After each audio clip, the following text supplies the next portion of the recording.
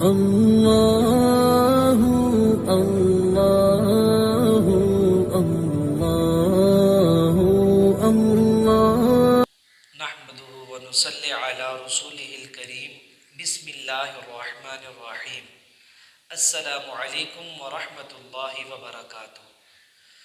امید ہے کہ تمام سامعین کرام خیر و عافیت سے ہوں گے۔ اللہ تعالیٰ تمام مسلمانوں کی عبادات کو اپنی بارگاہ الہی میں قبول و منظور فرمائے۔ سامعین محترم، ہمارا روزے کا سیشن چل رہا تھا۔ آج انشاءاللہ تعالی ہم روزے کے حوالے سے مزید مسائل کو ڈسکس کرنے والے ہیں، اس لیے آپ اس ویڈیو کو آخر تک توجہ سے سنیں تاکہ آپ کو تمام مسائل سمجھ میں آ سکیں۔ اگر آپ کا کوئی مسئلہ ہو جو میں اس ویڈیو کے اندر بیان نہ کر سکوں تو آپ میرے نمبر پہ رابطہ کر بھی پوچھ سکتے ہیں اور کمنٹ سیکشن کے ذریعے سے بھی پوچھ سکتے ہیں۔ سامعین محترم، روزہ اللہ تعالیٰ کی بہت بڑی بندگی ہے، بہت بڑی اطاعت ہے، اللہ تعالیٰ کو راضی کرنے کا ایک بہت بڑا ذریعہ ہے۔ حدیث پاک کے اندر آتا ہے، نبی پاک صلی اللہ علیہ وسلم نے ارشاد فرمایا کہ اللہ رب العزت ارشاد فرماتے ہیں کہ روزہ میرے لیے ہے، اس کی جزا میں خود عطا کروں گا یا اس کی جزا میں خود ہی ہوں۔ یعنی روزے کا بدلہ اللہ تعالیٰ کے سوا کوئی بھی ادا نہیں کر سکتا، یا یہ کہ روزے کا بدلہ اللہ کی ذات بذات خود ہے۔ اس لیے ہم سب کو کوشش کرنی چاہیے کہ جہاں تک ممکن ہو سکے ہم کبھی بھی روزے کو قضا نہ کریں۔ سامعین محترم، مسئلہ یہ ہے، سوال یہ ہے، اگر کوئی بندہ روزے کی حالت میں بے ہوش ہو گیا، مثلا خدا نخواستہ کسی کو دورہ پڑ گیا یا دماغ میں کوئی چوٹ وغیرہ لگ گئی، کسی جگہ سے گر گیا یا کسی جگہ کے ساتھ ٹکرا گیا، تو اب یہ بے ہوش ہو گیا ہے، اب اس کے روزے کا حکم کیا ہے؟ تو علماء نے لکھا ہے کہ اگر یہ 2 دن 3 دن 4 دن تک یہ بے ہوش رہا، جس دن بے ہوش ہوا ہے اس دن کو نکال کر جتنے دن تک یہ بے ہوش رہا ہو تمام دنوں کی اس کو قضا کرنی پڑے گی۔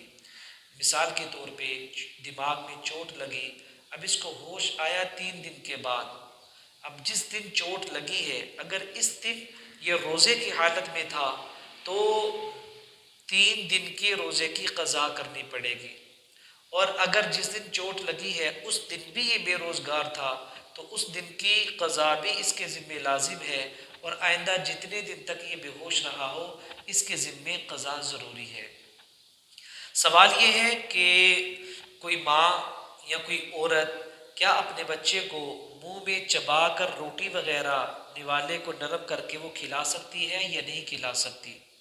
تو اس کا جواب یہ ہے کہ اگر شدید ضرورت محسوس ہو، یعنی بغیر چبائے بچہ کھا نہ سکے اور بچے کی کمزوری کا مسئلہ ہو، تو علماء نے اس کی اجازت دی ہے کہ ماں چبا کر بچے کو کھانا وغیرہ کھلا سکتی ہے۔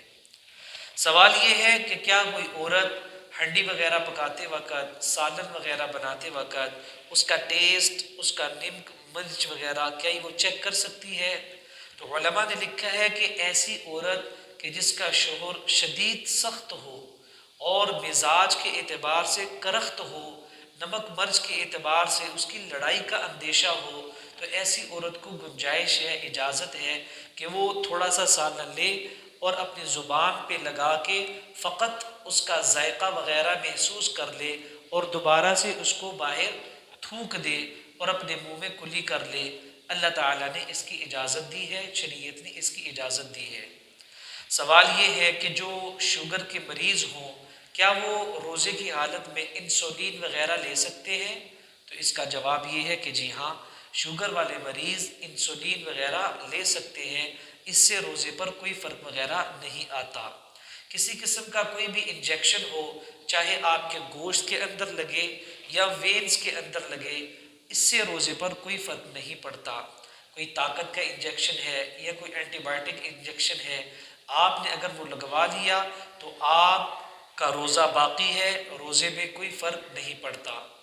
سوال یہ ہے کہ روزے کی حالت میں کسی کو خون وغیرہ ڈونیٹ کرنا، تو اس کی اجازت ہے۔ خون وغیرہ دینے سے آپ کا روزہ نہیں ٹوٹتا اور آپ کے روزے پر کوئی فرق نہیں پڑتا۔ سوال یہ ہے کہ روزہ کیسے افطار کرنا چاہیے؟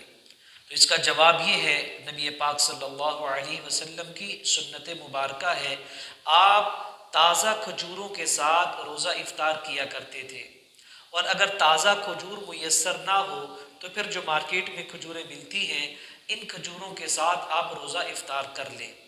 اگر کھجور بھی آپ کے پاس موجود نہیں، مثلاً آپ سفر پہ نکلے ہوئے ہیں، یا آپ صحراؤں میں ہیں، یا آپ ایسی جگہ پر موجود ہیں کہ کوئی قریب میں دکان بھی نہیں، جیسے ہمارے بہت سارے پہاڑی علاقے ہیں اور بہت سارے ہمارے میدانی علاقے ہیں، پاکستان میں بہت ساری صحرائی علاقے ہیں، تو آپ سفر کرتے کرتے ایسی جگہ پر موجود ہیں کہ کھجور بھی میسر نہیں، تو پھر آپ پانی کے ساتھ روزہ افطار کر سکتے ہیں۔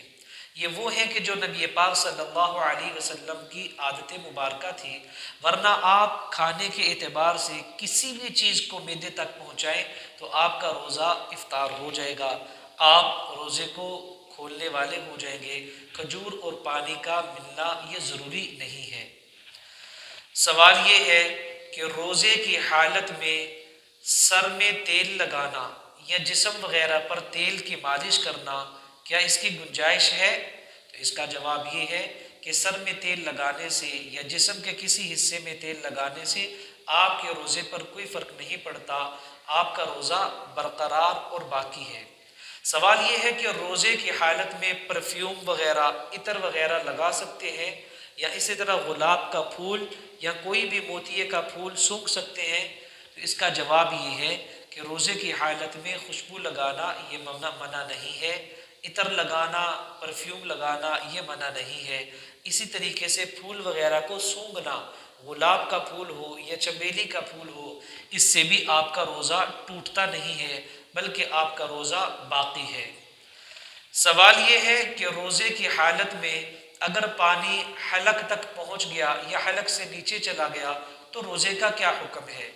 اس کا جواب یہ ہے کہ اگر وضو وغیرہ کرتے وقت یا غسل وغیرہ کرتے وقت آپ کو روزہ یاد تھا اور روزے کی یادگی کی موجودگی میں پانی حلق تک پہنچ گیا تو آپ کا روزہ ٹوٹ جائے گا، آپ کو قضا کرنی ہوگی، البتہ کفارہ آپ کے ذمے لازم نہیں ہے۔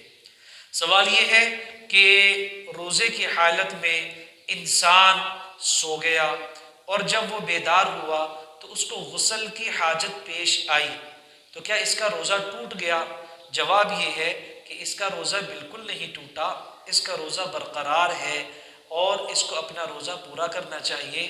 اگر کسی بندے نے یہ سمجھ کر کہ اس کا روزہ ٹوٹ گیا ہے کچھ کھا پی لیا تو اس کو قضا کرنا لازم ہوگی، البتہ کفارہ اس کے ذمے نہیں ہے۔